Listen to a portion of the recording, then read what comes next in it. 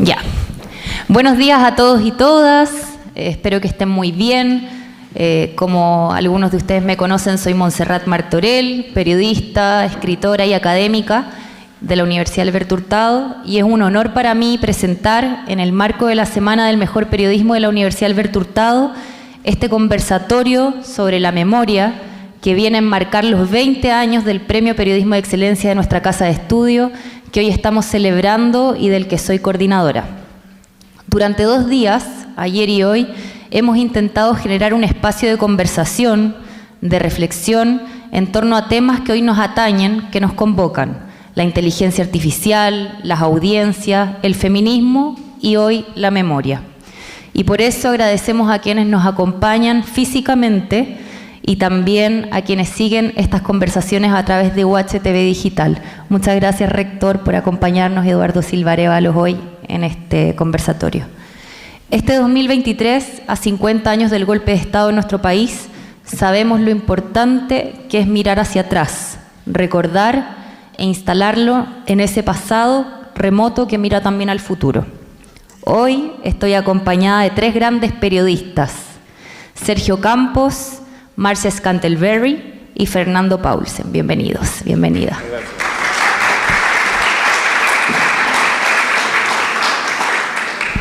Sergio Campos es periodista, locutor de radio, voz emblemática, insigne de Radio Cooperativa y profesor. Fue galardonado con el Premio Nacional de Periodismo en 2011. Marcia Scantlebury es periodista, fue redactora de Política y Cultura de la revista Análisis, parte de la campaña del plebiscito de 1988, editora del Departamento de Prensa de Televisión Nacional de Chile, periodista de revista Caras e integrante del directorio de TVN. En 2018 fue galardonada con el premio Lenka Franulich. Actualmente es la presidenta del directorio del Museo de la Memoria y los Derechos Humanos y quien llevó a cabo toda su formación por encargo de la presidenta Michelle Bachelet. Bienvenida, Marcia.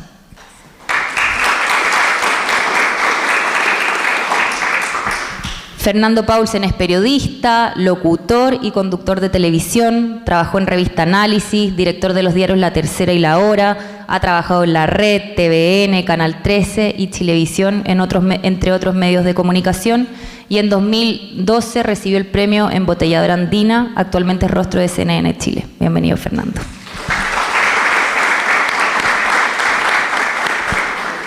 Bueno, la primera pregunta que pensé que era importante en este conversatorio acerca de la memoria era precisamente preguntarles qué recuerdos guardan de ese día, qué estaban haciendo el 11 de septiembre de 1973.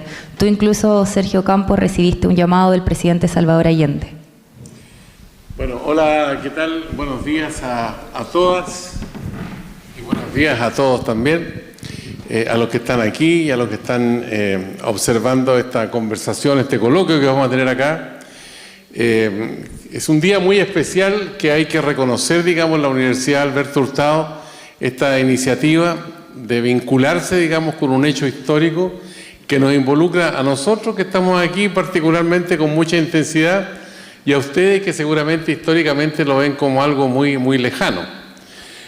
Yo soy una persona grande ya que conocí el transistor cuando las radios portátiles eran toda una revolución y los audífonos que hoy día son tan comunes era otro invento maravilloso. Pero también me tocó vivir la experiencia de la plataforma digital partiendo por el teléfono celular por allá por los 90 que nos llegó. Me acuerdo haber comprado uno usado que me costó 97.000 pesos a una sobrina que se iba a Victoria a hacer el generalato de zona como médico y donde no habían señal telefónica para capturar el celular, así que yo se lo compré el celular. Y hoy día estamos en internet. Bueno, todo esto es parte, digamos, que nos impacta muchísimo porque, bueno, 50 años no podría decir que no son nada, son mucho tiempo, y cuando se produce el golpe de Estado, este golpe civil-militar, asusado por sectores empresariales con intereses económicos muy definidos, con participación activa del gobierno de Estados Unidos, que finalmente terminan con la inducción de la muerte del presidente Salvador Allende, según nos cuenta en un libro especial que escribió Patricia Verdugo, que en paz descansa, y que da cuenta precisamente cómo se genera todo esto. Ese día 11 de septiembre me llaman durante la noche y llego muy de madrugada a la Radio Corporación Morandé 25 frente al Palacio de la Moneda. Nos informan que hay una asonada golpista en la ciudad de Valparaíso, que la Armada ha copado todo el plano de Valparaíso, Viña del Mar, y que la radio La Porteña, filial de Radio Corporación, fue tomada por los militares.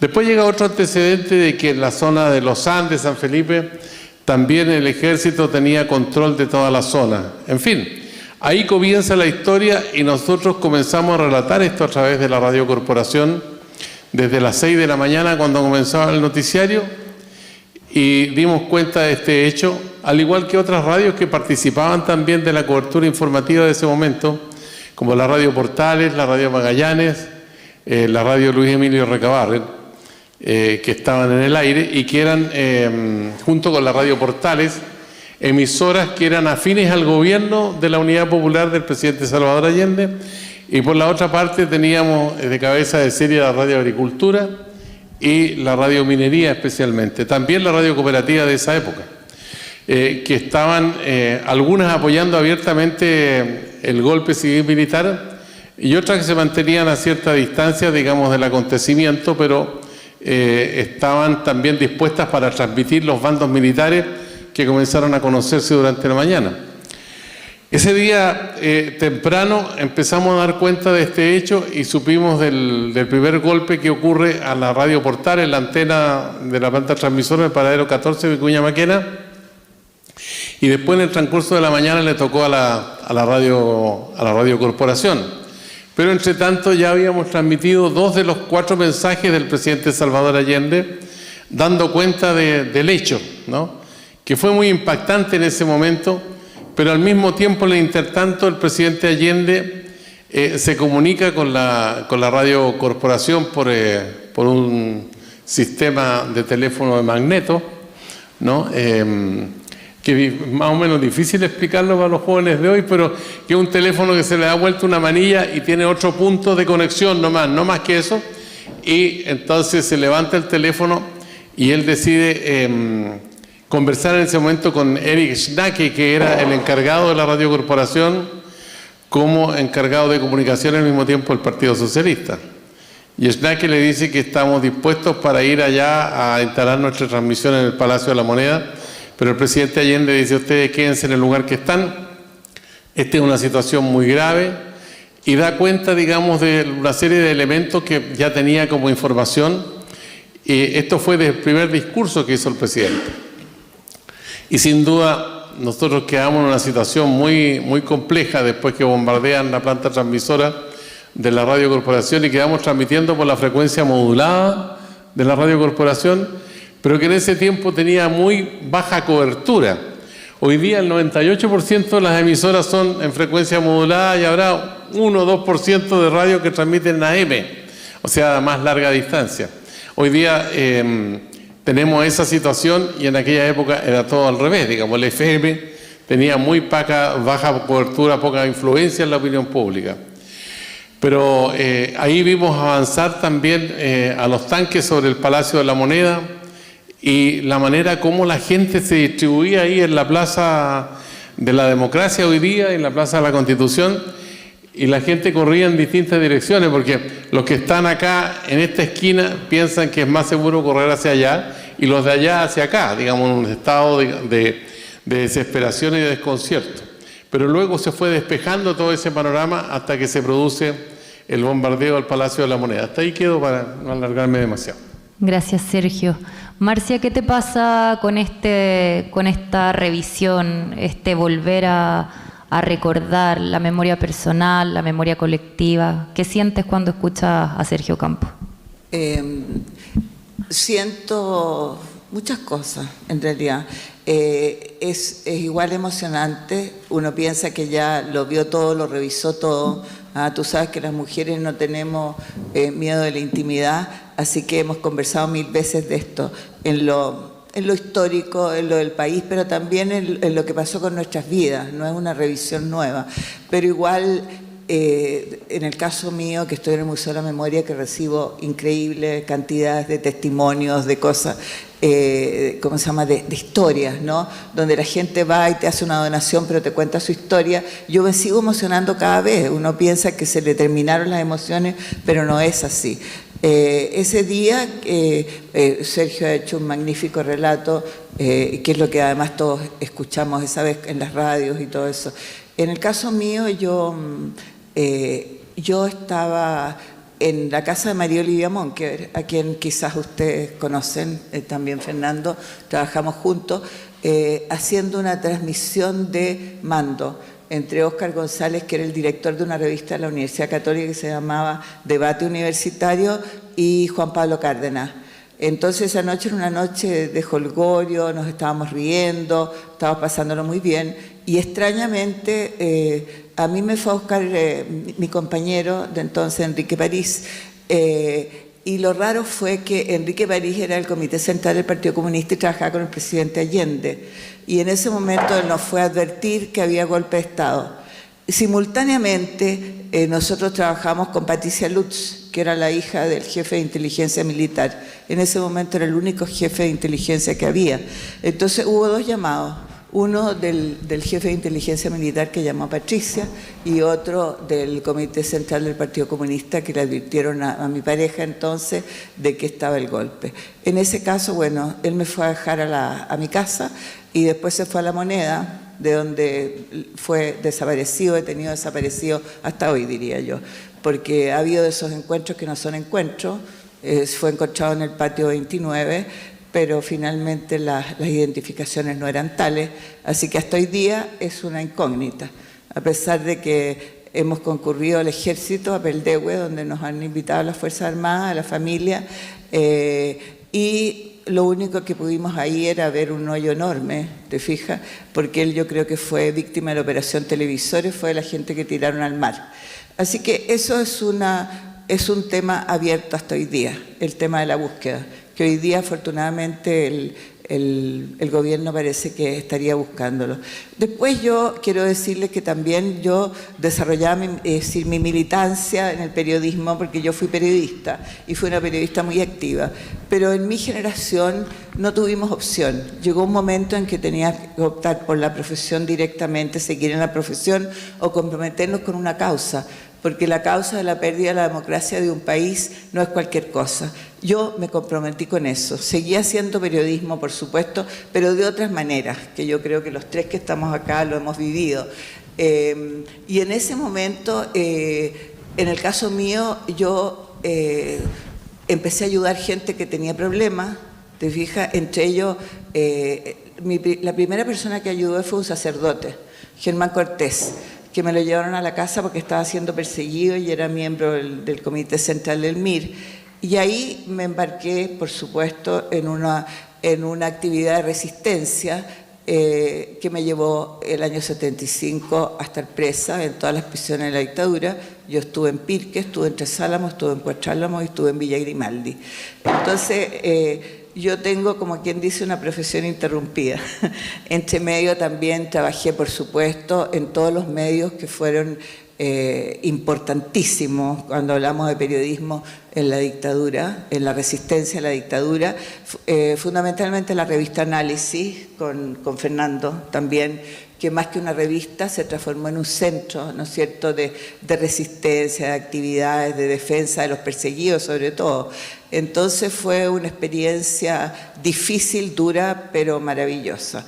Así que bueno, esto es en un pequeño resumen. Simultáneamente, por supuesto que siempre me ocupé del tema de las mujeres, que era también un tema de resistencia dentro de la resistencia, porque trabajé mucho en Radio Tierra. Estuve en el directorio de Radio Tierra y después tuve también un programa de humor, aunque no me lo crean, que se llamaba Deshojando la Margarita, que era una especie de clínica adelantado, pero donde las mujeres feministas, digamos, tomábamos esta causa, pero con humor, con ironía y no en ese tiempo se decía que todas las feministas éramos amargadas, que odiábamos a los hombres. Yo me acuerdo haber escrito un artículo que decía no odio a los hombres, pero nos reíamos de nosotras mismas, pero sí planteando problemas de fondo, ¿no es cierto?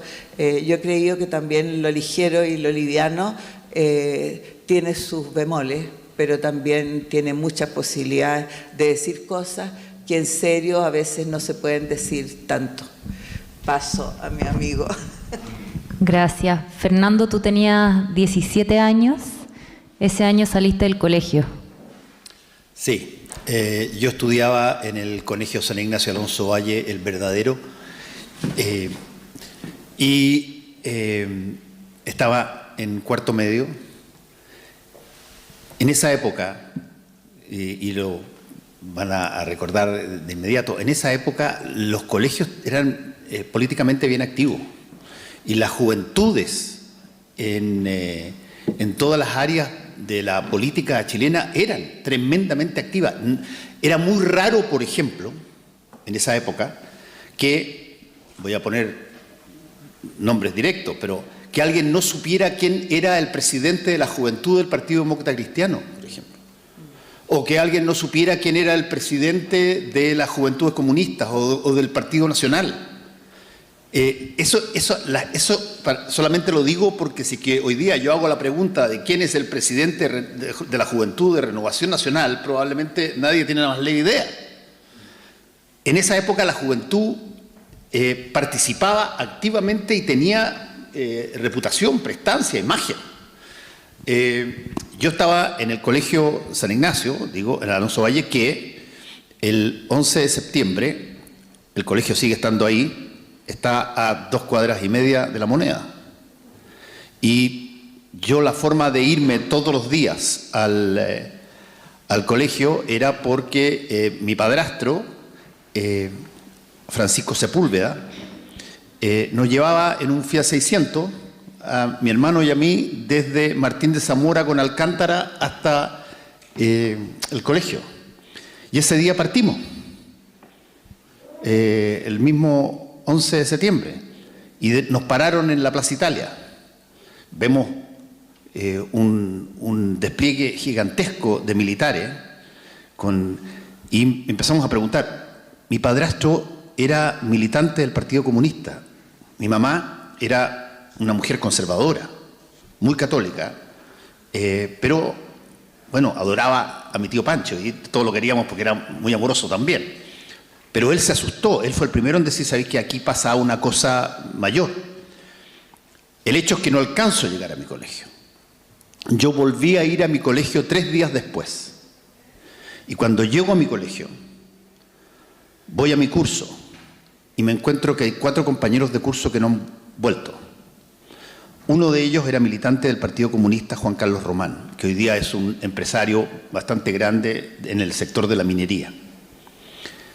Y la primera cosa que hicimos con los sacerdotes del colegio,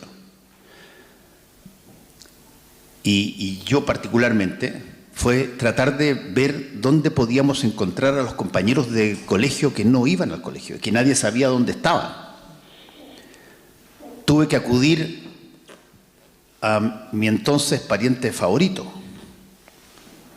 tío abuelo mío, hermano de mi abuelo, Raúl Silva Enrique, cardenal arzobispo de Santiago.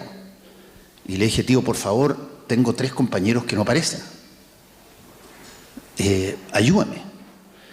Y él conversó por aquí, por acá, y de repente me dice, Fernando, ¿puedes ir a Simón Bolívar, que era la casa del arzobispado, porque necesito que me acompañe?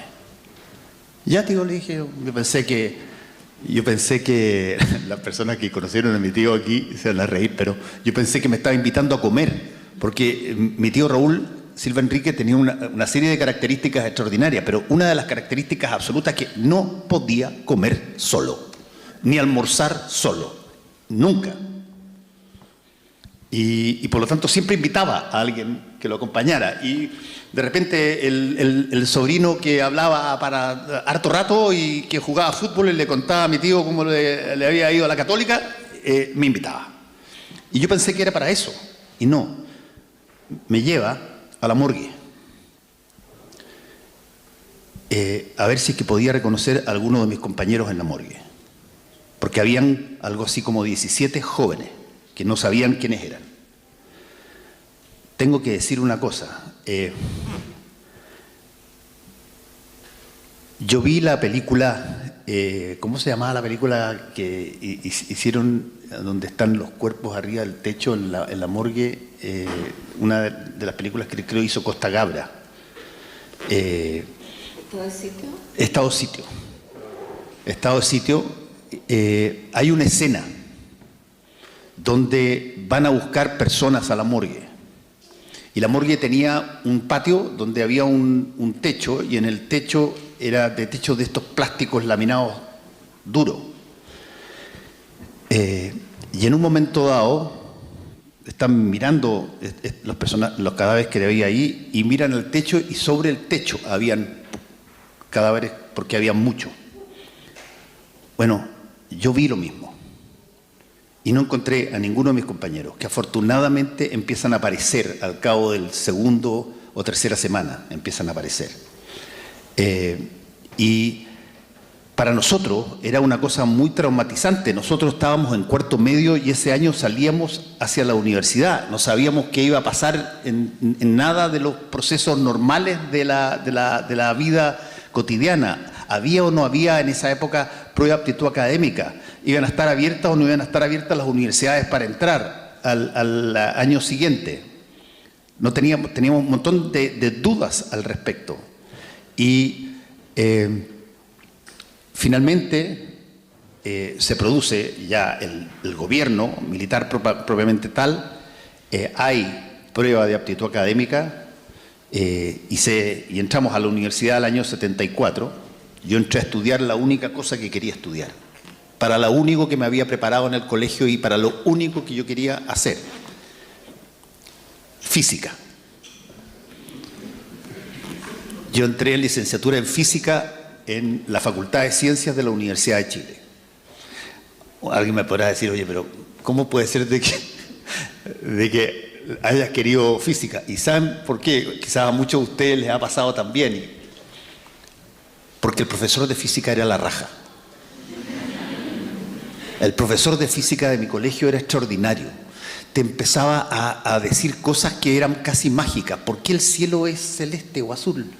¿Por qué cuando tú te estás duchando se te pega la cortina como si fuera goma al cuerpo? ¿Qué fenómenos son aquellos que permiten que, no sé, salga el popcorn?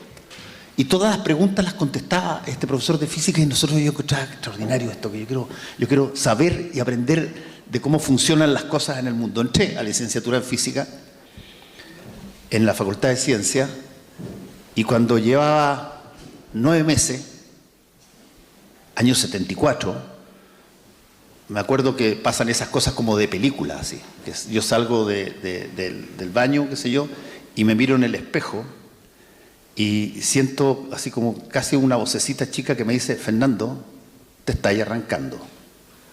Está la crema en el país, está la cosa bien, y tú estudiando ecuaciones para ser profesor eventualmente y enseñar cosas que en este momento no son las más importantes.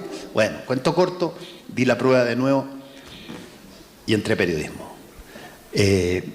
Pero la situación esa que pasa, ese remesón del 11 de septiembre, que no solamente afecta a las personas que fueron víctimas, sino que incluso a las personas que participaron activamente en la comisión de delitos y todo lo demás, todo cambió ese día. Todo cambió ese día. Y lo único que quiero decir para terminar, respecto de los ánimos, para llegar a un momento como ese, se tiene que crispar el ambiente de tal forma en algún momento dado que tú sientes que ya la racionalidad objetiva de las cosas, la evaluación de los acontecimientos sobre la base de situaciones racionales, objetivas y típicas, dejan de tener sentido y tú asumes posiciones absolutas. Lo digo por si acaso sienten que algo parecido puede estar pasando en estos momentos. Gracias, Fernando. Bueno, me imagino que están con muchas preguntas, con muchas reflexiones. Les vamos a dar el tiempo hacia el final del conversatorio para que se expresen y puedan dirigirse a nuestros invitados. Pero me gustaría saber cómo hacer periodismo, cómo fue hacer periodismo en una época tan compleja, donde además es tan urgente, tan necesario nuestro oficio. Se los pregunto además porque los tres trabajaron en medios opositores. Sergio, Marcia, Fernando. A mí me gustaría un poco hacer un rayado de cancha, y me tomé el trabajo, no de hacer un discurso, sino de hacer un pequeño esquema de cómo es la situación de los medios de comunicación hoy día y cómo fue en la época de la dictadura. Hoy día todos los medios de comunicación tradicionales, estoy hablando de los diarios especialmente, todos pertenecen a grupos empresariales, todos. Y en el caso de los canales de televisión, también. Y Televisión Nacional, que es el vagón de cola, digamos, depende de grupos empresariales, del avisaje. O sea, tiene que ser un canal autosustentable, de acuerdo a la ley que fija las normas para Televisión Nacional de Chile. Por lo tanto, va sobre las mismas temáticas, las mismas cuestiones, los mismos problemas que el resto de los canales de televisión. Está en esa competencia permanentemente. Bueno, esa diversidad que hoy día prácticamente es nula en términos de medios tradicionales. Felizmente existe Internet, donde hay una plataforma digital donde la diversidad es muy amplia, ¿no? Está el Mostrador, está Interferencia.cl, está el Desconcierto, está Ex Ante, está el Líbero, en fin, hay mucha diversidad en la plataforma digital. Pero la gran masa del país no accede precisamente a la plataforma digital porque hoy día somos de una cultura especialmente audiovisual, ¿no? Giovanni Sartori decía que pasamos del Homo sapiens al Homo videns, ¿no? Este sociólogo italiano que nos pone, digamos, en el centro del debate para el caso del periodismo. Y los datos que yo tengo aquí son interesantes de tener en consideración porque aquí hay varios hechos políticos que sustentan lo que yo voy a decir. El medio más antiguo, la revista Mensajes de 1951, que no son de los medios que responden a grupos empresariales o grupos de interés económico. Después, durante la dictadura, hay que decir que la revista APSI, que apareció como una revista para tocar temas internacionales por allá por el año 1976, se murió en 1995. Después voy a aventurar, digamos, un juicio por qué pasó eso. En 1977 APSI consiguió la autorización para aparecer como boletín quincenal de actualidad internacional. Análisis, revista política, publicada entre diciembre de 1977 y abril de 1993. También desaparece durante los gobiernos democráticos, durante los gobiernos de la Concertación. Revista Cauce, revista política, también publicada entre el 18 de noviembre de 1983 y también se muere en 1989 a puertas de la recuperación de la democracia. Revista Hoy, una revista de información general con orientación política del 1 de junio del 77 hasta el 19 de octubre de 1998. También se muere en democracia. La Bicicleta, una revista cultural que nació en 1978 y duró hasta 1987. Fortín Mapocho, de 1984 hasta 1991. También se muere con la democracia, que estaba recién surgiendo, digamos, como la forma de convivencia en el país. La Época, 1987 nace, se muere en 1998. También estábamos en democracia, con gobiernos que son parte de hoy día de la realidad política. Pluma y Pincel nació en el 76 y se muere en 1990. Esos son los medios de comunicación que se mueren en democracia. Pero también había una prensa clandestina, y ahí es una lista que saqué de la prensa acallada o la prensa callada. El Rebelde, Agencia Informativa de la Resistencia, La Chispa, Unidad y Lucha, Unidad Antifascista, todo esto perteneciente a partidos políticos, ¿no? la revista Principio, Apuntes para el Diálogo, Lonquén, Basta, Combatiente, Liberación, Pueblo Cristiano, Venceremos, De Frente, Resistencia Democrática, Revista de la Resistencia, todas publicaciones del MIR, del Partido Socialista, del Partido Comunista, de las Juventudes Comunistas, Izquierda Cristiana, del MAPU, Mapu Obrero Campesino. Eso es, en síntesis, el cuadro que tenemos, digamos, en la época de la dictadura como medios de comunicación. Y por supuesto, todos los canales de televisión en esa época eran controlados por el gobierno, digamos.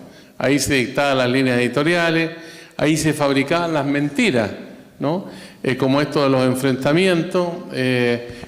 Incluso hay un caso de un periodista que fue periodista de Televisión Nacional, ¿no? Que en paz descanse, pero no sé si la gente considerará que tiene que descansar en paz. Montero, ¿no? De Televisión Nacional, que fue llamado Monteróptero porque él viajaba en helicóptero donde iban a hacer allanamientos, por ejemplo, en Valdivia. Hay un caso muy característico. Entonces llegaban los servicios de seguridad y ponían armas en una casa, ¿no? Y después llegaba el allanamiento y ya Televisión Nacional de esa época ya estaba en el lugar para capturar imágenes y mostrar cómo los terroristas estaban actuando en el país. Esa evidencia, digamos, de que formó parte de la televisión chilena son muy elocuentes del clima que se vivía. Bueno, y todo esto era muy creíble para la gran masa de la opinión pública y sembraba el miedo y el terror entre todos aquellos que no estaban, digamos, en el sistema de la dictadura civil-militar. Pero digamos que, para hacer un apunte que me parece importante, que todos estos medios que figuraban en forma clandestina de partidos políticos se repartían de mano en mano y se hacían a mimeógrafo. El mimeógrafo era un sistema que se imprimía en una hoja especial y se picaba el stencil, se le sacaba la cinta con la tinta a la máquina de escribir y quedaba, digamos, el tipo de la máquina de escribir solito frente al stencil, y ese hacía una perforación con la letra y después se ponía en una especie de rodillo, ¿no? Que estaba alimentado con tinta y se daba vuelta a mano. Después aparecían los automáticos y se hacía todo eso en forma muy, pero muy artesanal, ¿no? Con un espíritu realmente increíble, y donde había una participación, como decía Fernando, en esa época también se proyectó a la época de la dictadura, donde los jóvenes jugaron un rol fundamental en este tipo de construcción de medios de comunicación clandestinos. Pero por otra parte había un grupo grande de periodistas, de fotógrafos que trabajaban en estos medios de comunicación que yo les mencionaba y que ven morir a esos medios durante la época de la democracia. Y ahí hubo un accionar del gobierno de la Concertación que sin duda le quitó el oxígeno, por una parte, a ciertos medios de comunicación, y por otra parte, como ya estábamos en democracia, las ayudas que llegaban del exterior desaparecieron. Por lo tanto, eso impactó directamente a los medios de comunicación y se fue reduciendo entonces ese espacio y tenemos la realidad que tenemos hoy día, digamos, en los medios tradicionales. Por lo tanto, mi respuesta es que hoy día estamos viviendo una crisis mediática profunda. Hemos visto, por ejemplo, anteayer, que todos los canales de televisión estuvieron desde la mañana y durante todo el día transmitiendo el funeral de un lanza internacional, ¿no? Era prácticamente cadena nacional en ese momento, ¿no? Incluidos los fuegos artificiales, la incursión en el estadio de Colo-Colo, todo eso transmitido por la televisión chilena, dándole un espacio que precisamente el mundo intelectual aspira a tener en los medios de comunicación. Y más encima, la última noticia, que el diario de mayor circulación, que pertenece a la cadena del Mercurio, también le regaló la portada de la última jornada. Ese es el cuadro que tenemos, que contrasta con lo que vivimos en la época de la democracia, pero Marcia y Fernando podrán hablar más acerca de lo que pasó en los medios de comunicación escritos y también la creación de teleanálisis, que constituye uno de los hitos importantes del punto de vista audiovisual para poner en contexto la realidad que se vivía con la óptica de quienes estaban por conseguir la libertad y la democracia para Chile. Gracias, Sergio. Sí, me interesa mucho que nos puedan contar, sobre todo pensando que acá hay un público joven, de estudiantes de periodismo en su mayoría, que se preguntan, bueno, ¿cómo se hace periodismo opositor a una dictadura y buen periodismo, porque hacían un buen periodismo con reportajes y con investigación de calidad. Mira, yo creo que habían dos tipos de periodismo, de todas maneras Sergio lo ha señalado. En el caso mío, yo me quedé, por supuesto, sin trabajo. Yo trabajaba en la Universidad Católica, en un diario que se llamaba Debate Universitario. Ese diario se alcanzó a durar como 2 semanas y después la universidad fue intervenida, entonces el diario se cerró. Entonces quedamos todos cesantes. Yo en el fondo era de las más perjudicadas y los compañeros con mucha generosidad se dieron el cargo. Entramos a trabajar en una cosa que se llamaba la DAE, Dirección Estudiantil o algo así, donde nos miraban todos los días y decían demórense 1 minuto en llegar y van a estar fuera de la universidad.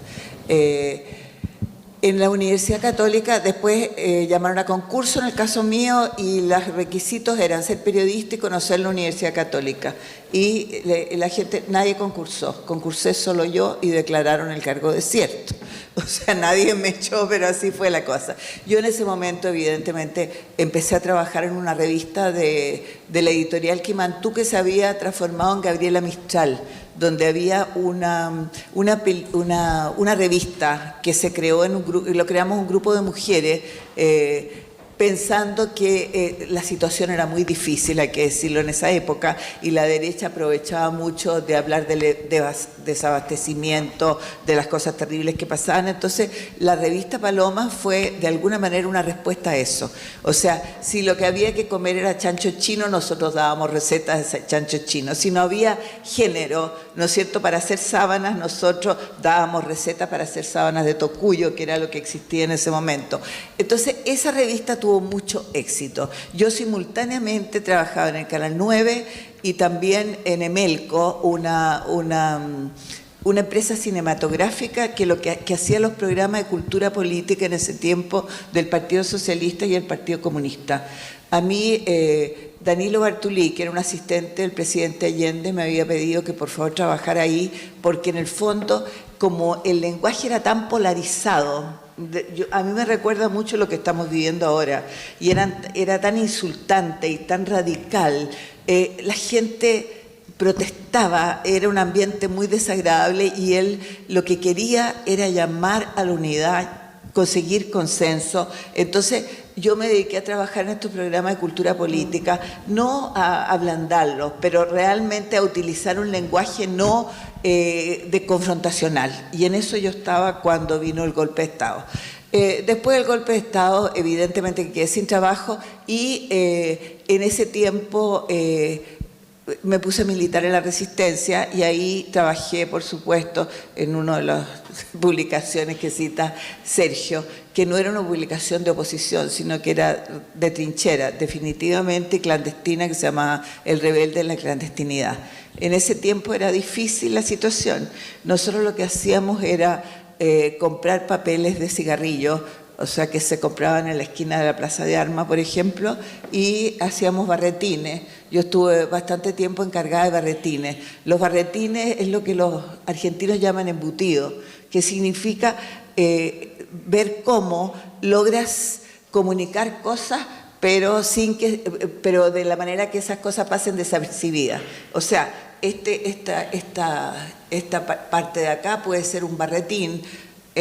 Nosotros aprendimos a cortar jabones y a meter mensajes en eso, que eran mensajes que transmitíamos hasta en las cárceles. Entraban eso de manera de utilizar libros donde pegábamos las páginas, ese tipo de cosas. Entonces yo trabajé en ese tiempo ahí. Después, cuando caigo presa, también hacíamos periodismo en las cárceles. Sobre todo yo estaba estuve en varias instancias, pero éramos como, el grupo donde yo estuve, éramos como 120 mujeres presas. Desarrollamos un montón de actividades, una manera de resistir, ¿no es cierto? Hacer trabajos manuales, qué sé yo, y entre esos manuales también teníamos un periódico mural que se manejaba ahí en el campamento, pero también se sacaba afuera. Después, cuando salgo de prisión, ahí tuve que salir al exilio. Fui al exilio en Colombia y después yo viví un exilio fraccionado por distintas razones. Me casé por segunda vez con el primer marido que había tenido. Yo en eso soy muy conservadora, en otras cosas no tanto. Y entonces estuve en Colombia y después siempre yo tenía un amigo, cuando fue el golpe, trabajaba en una revista con Juan Pablo Cárdenas y él se dedicó a crear una revista. Incluso antes de irme, estuve un día con él, antes de irme al exilio, porque salí de presa, pero como tenía, primero me tiraron pena de muerte, todo esto verbal, consejo de guerra, y después quedé por ley de seguridad interior del Estado potencialmente peligrosa, y después salí en libertad sin cargos. Entonces estuve un día y hablamos con Juan Pablo en ese tiempo de que él quería crear una revista, y yo por algún motivo en mi exilio fraccionado fui a dar a Costa Rica en la guerra centroamericana. Entonces fui a dar un lugar complicado para alguien como yo que había salido en esa situación. Así que empecé a trabajar como corresponsal de la revista Análisis con un hombre que se llamaba Mara Mozo, que eran dos amigas mías, el nombre de una y el apellido de otra. Y así estuve largos años trabajando como corresponsal en la revista Análisis. Cuando venía me hacían una bienvenida, me pusieron la voy y vuelvo porque yo venía acá. No, yo salí en libertad sin cargo, les decía. Y eso significó que yo podía entrar a Chile. Cuando entré me molestaron, pero no fueron grandes cosas. Me insultaban en la calle, en algún momento llamaron por teléfono y yo hablé con el ministro del Interior y con Belisario Velasco. Me cambiaron el número de teléfono, pero nada más, eso fue todo. Pero habían amenazas, pero no fue gran cosa. Y ahí trabajé mucho en la revista Análisis, y después cuando volví, por supuesto, del exilio, me integré a trabajar ya en Gloria y Majestad en la revista Análisis. Ahí trabajé hasta que llegó la transición. Nosotros recibíamos mucho dinero del extranjero también para mantener esta revista. Eso se cortó y, como decía Sergio, el Estado le perdonó la deuda al Mercurio, pero cortó todos las ayudas, ¿no es cierto?, o la publicidad estatal, por ejemplo, a este tipo de revista. Así que ahí me fui a trabajar en una revista de papel couché.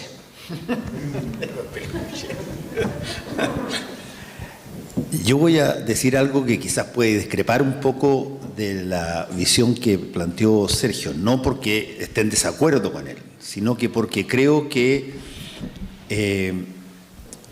la situación que se creó después del golpe para el periodismo fue una situación donde muchos medios de comunicación entendíamos que lo que estábamos haciendo era lo voy a plantear con un eslogan, era periodismo de emergencia. No era para lo que nosotros habíamos estudiado ni era para lo que nosotros queríamos hacer. Esto se fue desarrollando porque había una dictadura, había una situación muy difícil, había que enfrentarla sobre la base del periodismo. No sabíamos exactamente todas las cosas que podíamos hacer, estábamos tentando, y por lo tanto los medios de comunicación, y esa es mi discrepancia suave con Sergio, los medios de comunicación que creamos nosotros durante la dictadura, por lo menos en la revista Análisis, no eran medios que tenían como objetivo permanecer como tales, iguales, en cualquier tipo de régimen, incluso cuando viniera la democracia, porque todos nosotros habíamos parado de hacer lo que habíamos querido hacer para enfrentar una emergencia que se llamaba la dictadura. Y no era eso lo que muchos querían hacer. Había gente que estaba aquí, que le gustaba el mundo de la cultura y que metía temas culturales que tenían que ver con las cosas que se hacían desde la resistencia, desde la oposición para la dictadura, pero lo que ellos querían ser eran ser directores de televisión, querían ser directores de radioteatro, querían hacer un montón de cosas. Cuando se termina la dictadura, bueno, lo que ocurre no es, en algunos casos, y en eso estoy totalmente de acuerdo con lo que planteó Sergio, en algunos casos, y también lo que dijo la Marcia, hubo un intento directo por sofocar a los medios de comunicación basado en, por ejemplo, el avisaje estatal que no nos llegaba a nosotros. Y por lo tanto había una intención de hacerlo. Pero por otra parte, lo que ocurrió, y que ocurrió muy claramente en la revista Análisis, ocurrió también en la revista APSI, era que a medida que el nuevo gobierno democrático empezaba a funcionar, empezaba a generar posiciones para periodistas en otras materias y gente empezaba a hacer clases en la universidad de nuevo. Había personas que habían estado durante mucho tiempo en la revista Análisis, por ejemplo, y que después se fueron al gobierno, incluso, a trabajar. Por lo tanto, yo no lo veo el fin de ello como algo catastrófico.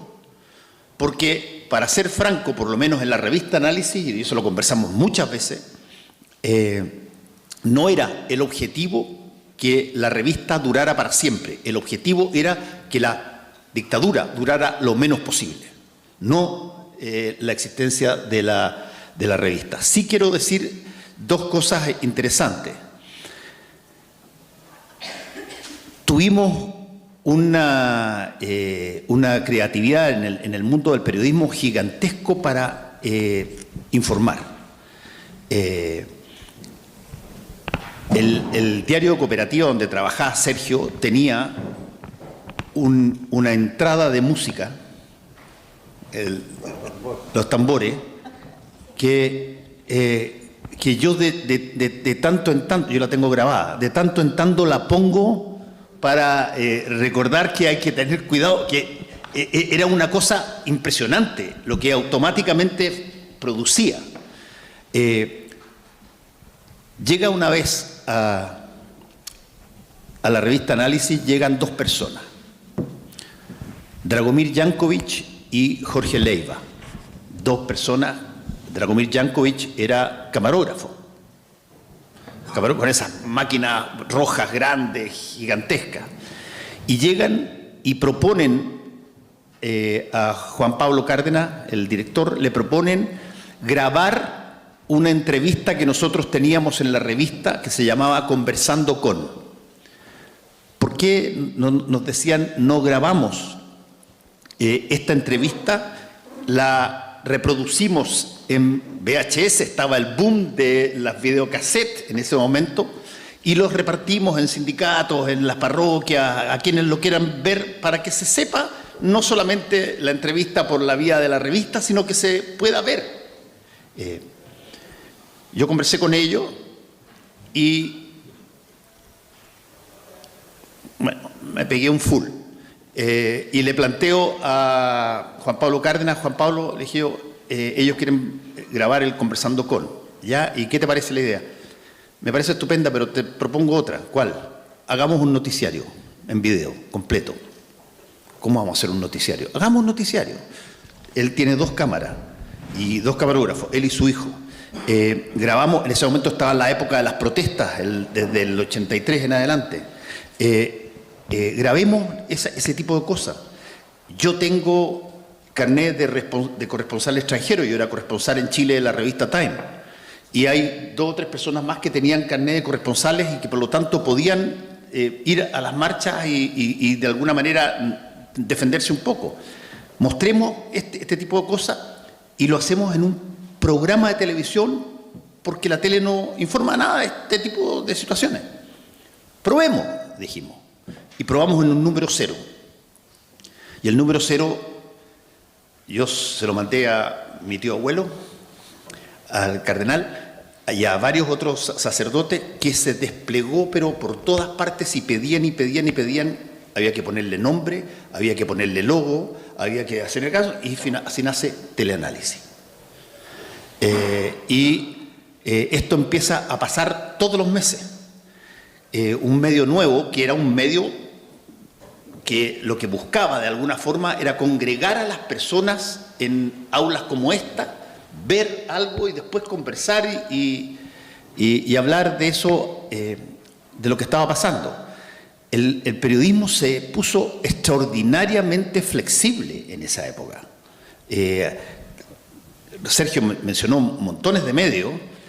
La mayoría de ellos desaparecieron quizás por las mismas razones que desapareció la revista Análisis, que cuando nosotros terminamos la revista, la terminamos con una, no sé si estaba acá tú, Marcia, la terminamos con una comida pantagruélica.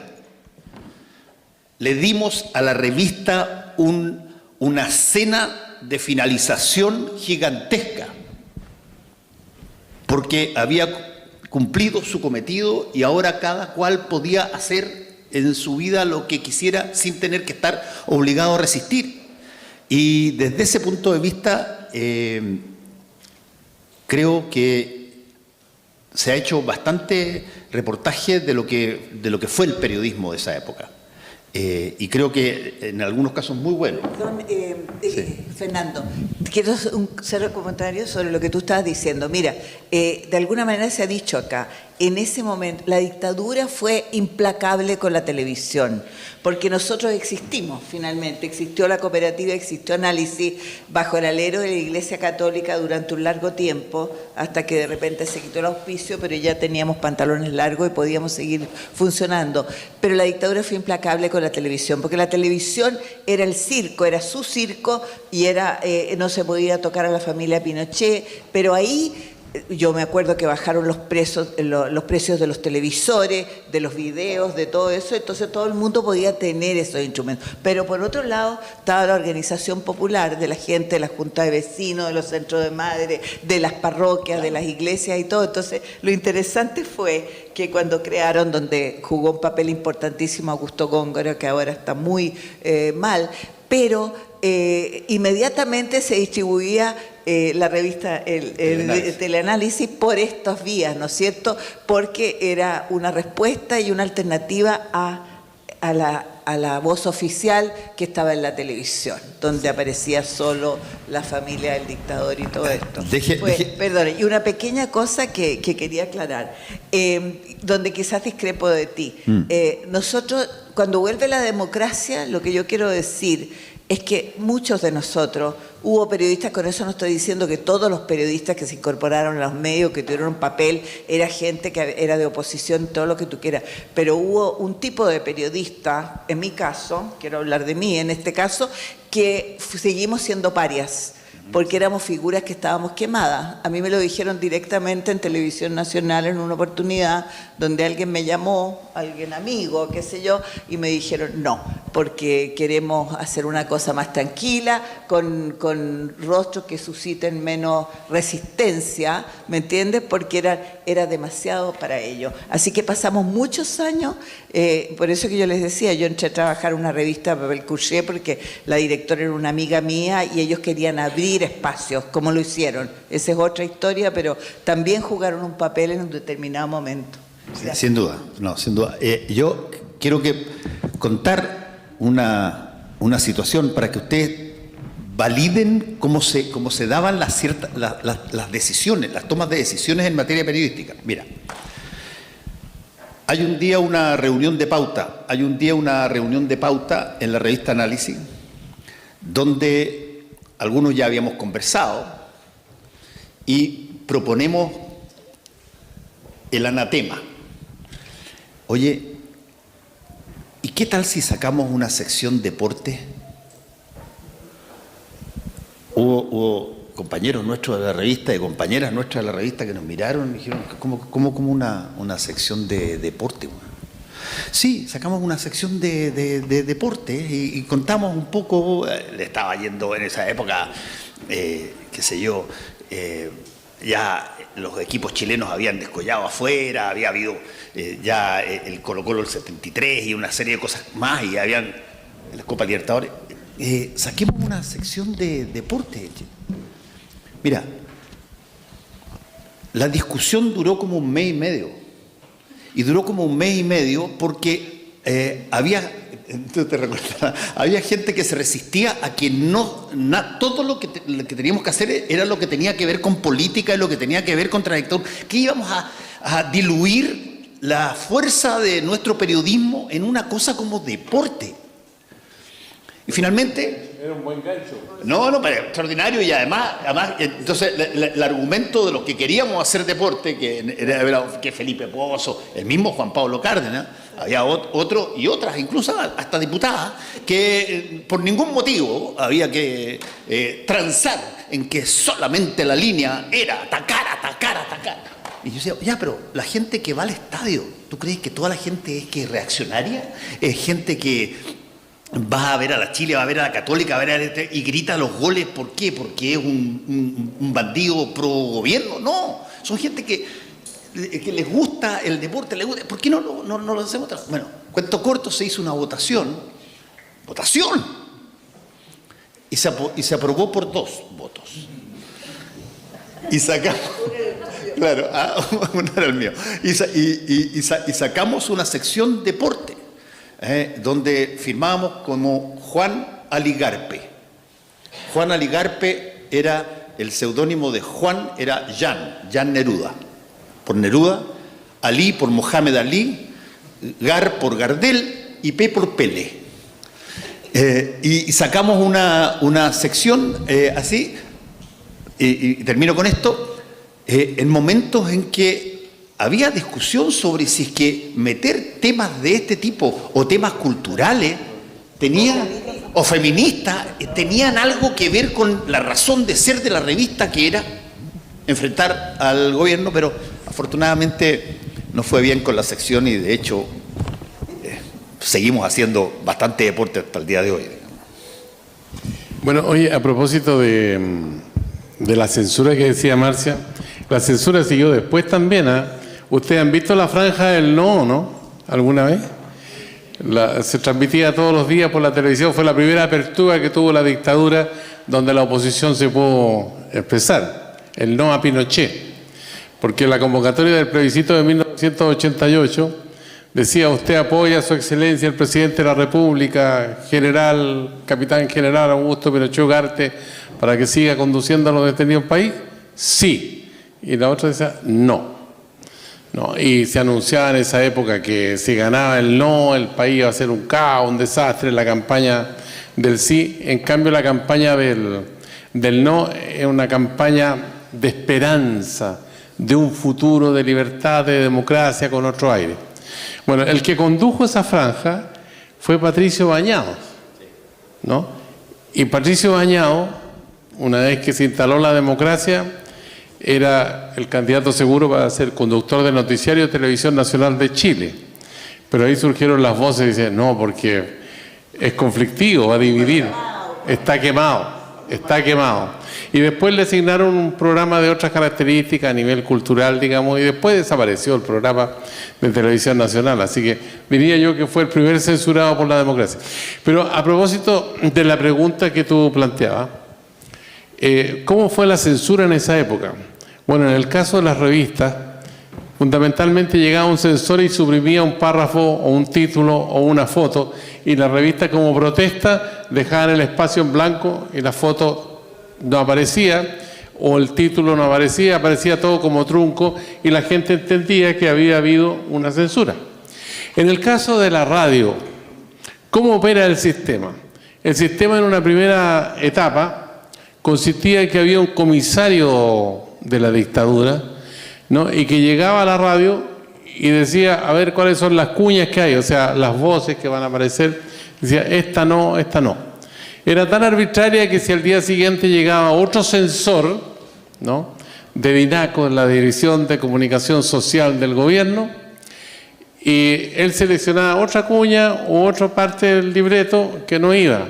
O sea, es totalmente absurdo, porque uno decía una cosa, otro decía otra, pero todo se inscribía dentro de este concepto de censura. Pero hay momentos que son bien dramáticos, que tienen que ver con la clausura. Por ejemplo, cuando fue asesinado el padre Andrés Yarlán en la población La Victoria, nosotros estábamos en el lugar pocos momentos después de que ocurrió esto, cuando Carabineros disparó, digamos, al lugar donde residía Andrés Yarlán y Pierre Dubois, los dos sacerdotes de esta población al sur de Santiago, y describieron todo lo que pasó con los testimonios de la gente. Y eso nos costó la clausura. ¿Qué hicimos nosotros como radio cooperativa, como diario de cooperativa en ese momento? Bueno, una alternativa era quedarse con los brazos cruzados y la otra es ir a la acción. ¿Y en qué consistía la acción? De que todos los días viajábamos hacia la población La Victoria y conversábamos con los pobladores, con los dirigentes de los pobladores, y se grababan esas conversaciones y se hacían crónicas con cuñas, digamos, y esas se despachaban ¿para dónde? Dirán ustedes, si la radio está clausurada. Se despachaban para la Radio Santiago, para la radio chilena cuando no estaba clausurada también, que es la radio del Arzobispado de Santiago, de la Iglesia Católica, o para la radio Carrera, que también está en la misma línea, digamos, de los medios democráticos que aspiraban a conseguir la libertad, el respeto a los derechos humanos, la democracia en general para el país.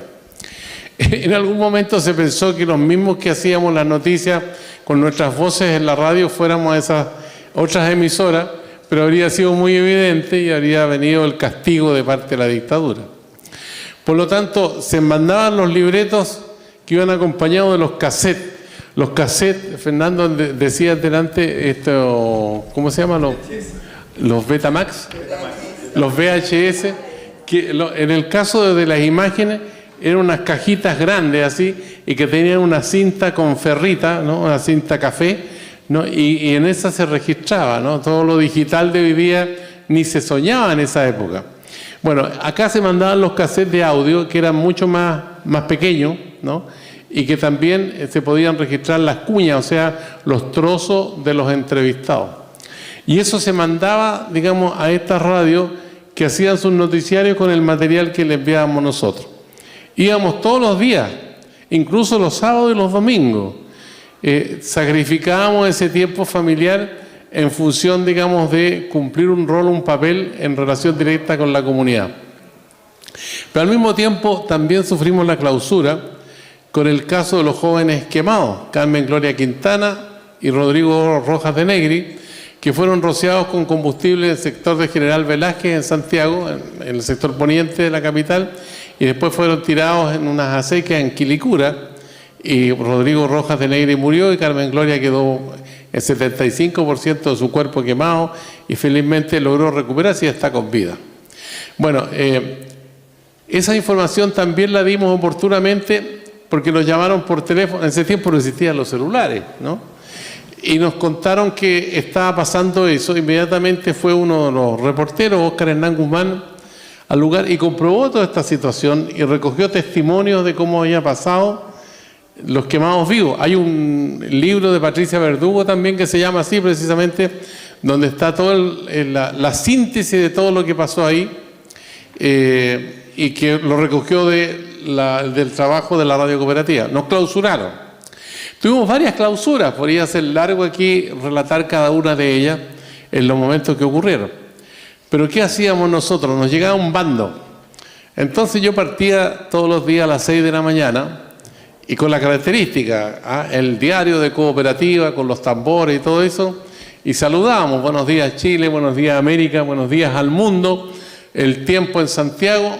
Y dice, hoy no podemos transmitir información porque hay un decreto del gobierno que dice lo siguiente. Y leíamos el bando completo, con las comas, con los puntos, con todo hasta el final. Y después, a las 7 de la mañana, que tocaba el resumen de noticias, repetíamos el bando. Y a las 8 de la mañana, y a las 9 de la mañana, y a las 10, durante todo el día. Y así lo hicimos durante 2 clausuras. Pero después nos llegó una orden que el bando podría transmitirse solamente una vez al día. Entonces partíamos a las 6 de la mañana con el informativo, ¿no? Y decíamos lo siguiente: luego a las 8 de la mañana daremos a conocer el bando que clausura los servicios informativos de Radio Cooperativa. Bueno, y a las 8 de la mañana leíamos el bando. Íbamos diciendo cada 10, 15 minutos, luego a las 8 vamos a leer el bando. Y lo leíamos a las 8 de la mañana. Bueno, toda esa situación sin duda que provocó mucha irritación en la dictadura, ¿no? Y nos reconvinieron de que si nosotros seguíamos transmitiendo esos anuncios del bando, ¿no? Iba a ser una clausura definitiva. Además, las clausuras eran sin tiempo definido. Oye, déjame aportar una cosa a eso, porque me trajiste a colación la más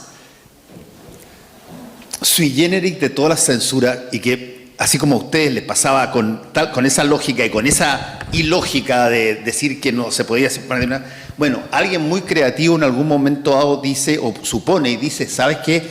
El problema no está en lo que se escribe en la revista, no, el problema está en las fotografías que se muestran.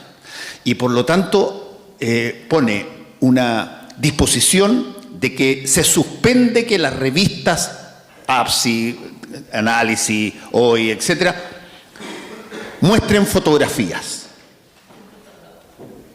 Texto podíamos poner, pero las fotografías no. Reunión de pauta en Revista Análisis. Todos ahí. Y en esa reunión de pauta podían salir cualquier locura. Y bueno, sacamos la Revista Análisis. Y sacamos la Revista Análisis y pusimos en lugar de la fotografía un lugar en blanco y un texto que decía: aquí se ve cómo el personal de Carabineros dispara a gente que va corriendo. Aquí se ve una persona herida, acá, allá. O sea, describir la fotografía. Aquí se puede ver Cuento corto, era mucho peor que la fotografía misma. Al cabo de 3 días, ¿sabes qué? Así, yo casi simpático. Ay, perdón. Sí. Se puede uno usar las fotografías ahora.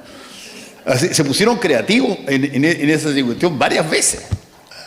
A ustedes les tocaba, con esto que tú estás contando, a nosotros nos tocaba con los medios impresos, y bueno, de hecho, sacamos un medio que cuando nosotros estábamos suspendidos,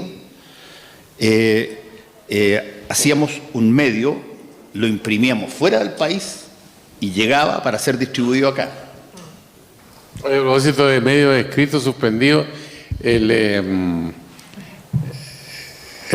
Puro Chile, cuando fue clausurado, después se transformó en Dulce Patria, ¿no? ¿Sí? Le cambiaron el nombre.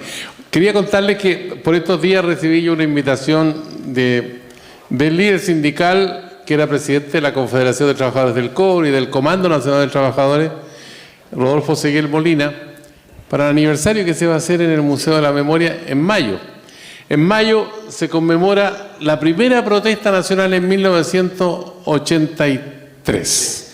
Y cuando la revista Análisis dice, vamos hacia el final, ¿cuánto decía el titular? No, el año decisivo.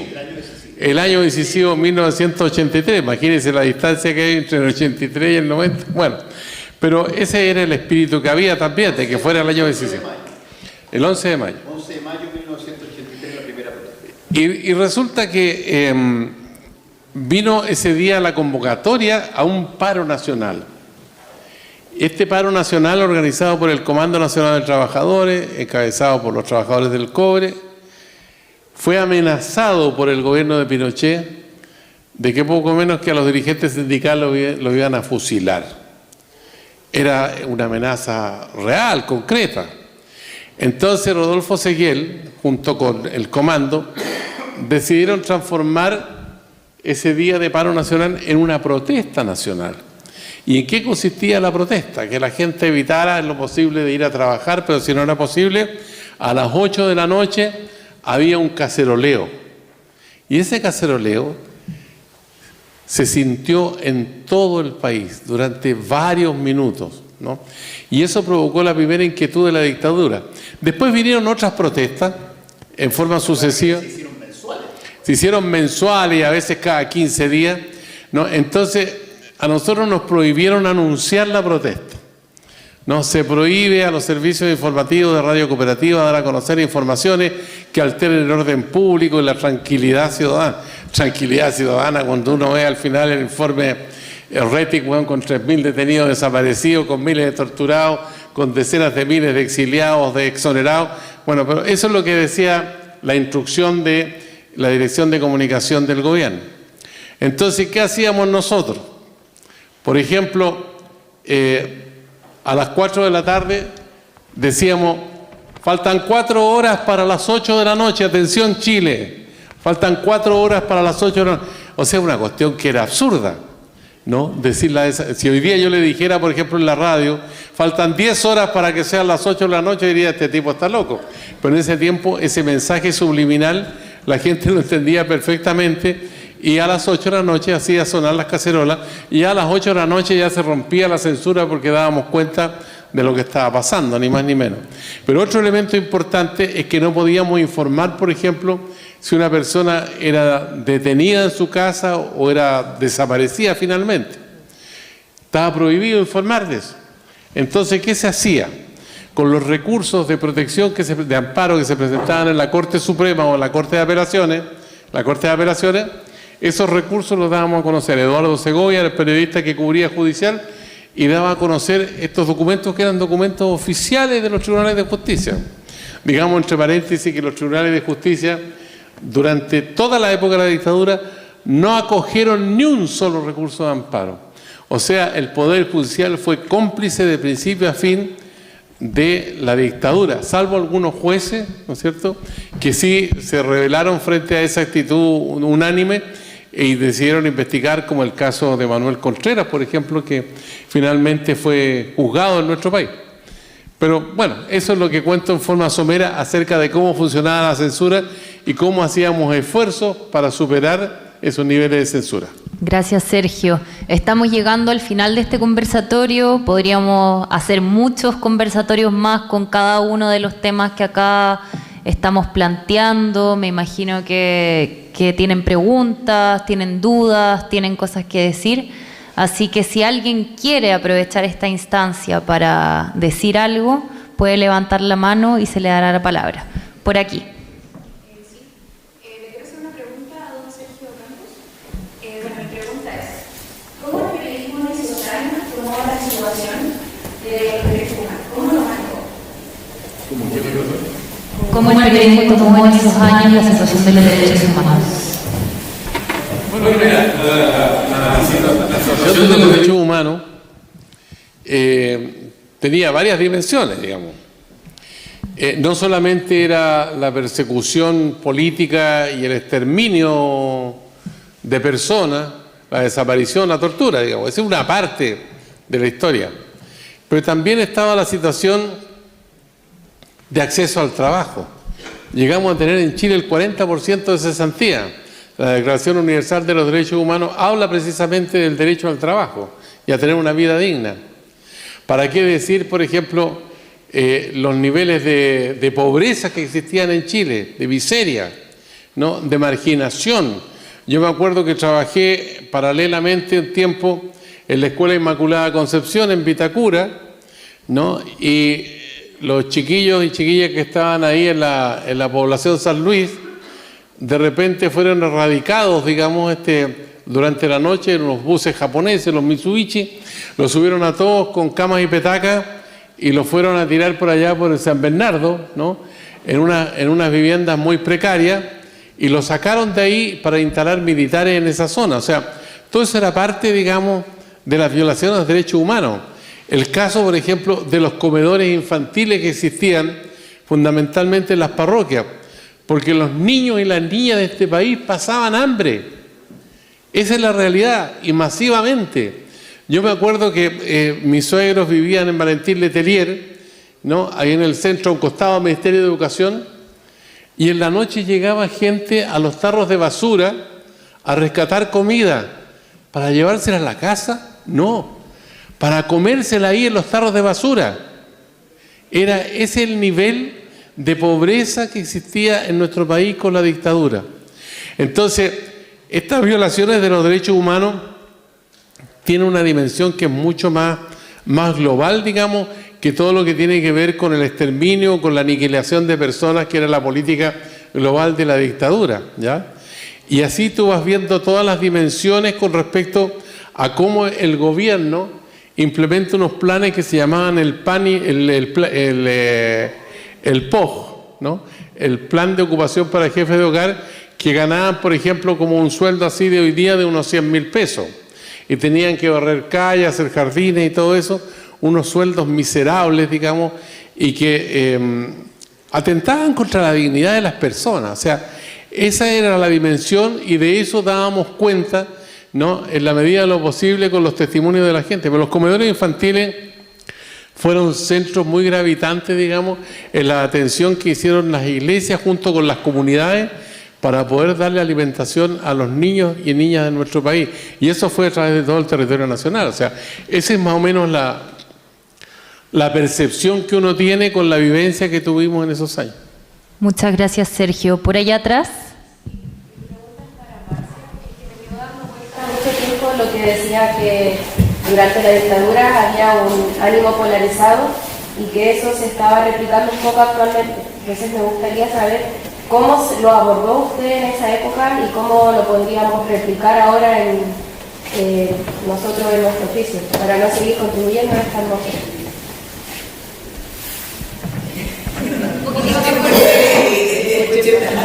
Oye, un punto de atención, a los 25 años ya empezamos a perder el así que... Pero me interesa mucho. ¿Me puedes repetir? Sí. Mi pregunta es que me quedó dando vuelta mucho Sí. cuando usted nombró que durante la dictadura había un ánimo polarizado. Por supuesto. Entonces me gustaría, y que eso se estaba replicando actualmente. Me gustaría saber cómo lo abordaron en ese tiempo y cómo lo podríamos replicar actualmente nosotros en nuestro oficio para no seguir contribuyendo a esa atmósfera de polarización. Mira, yo encuentro importantísima tu pregunta porque justamente apunta a lo que estamos viviendo hoy, ¿no es cierto? De alguna manera, yo creo que la radicalización, yo te conté, por ejemplo, en mi caso personal, entré a trabajar a estos programas políticos donde la gente pifiaba en los cines y todo, pero para tratar de acercar a la gente y que se sintiera incluida, ¿no es cierto? Y hoy día que está en juego la democracia, porque la verdad las cosas es que es terrible ver las encuestas y cómo la gente, por el desprestigio de las instituciones, ¿me entiendes? Todos somos culpables de alguna manera, la gente desvaloriza la democracia, ¿no es cierto?, y a las instituciones, y yo creo que estamos viviendo una situación que a mí me hace pensar que hemos aprendido poco. Yo en ese sentido, por ejemplo, creo que cada uno lo ha vivido también individualmente, colectivamente en algunos casos, pero en general individualmente.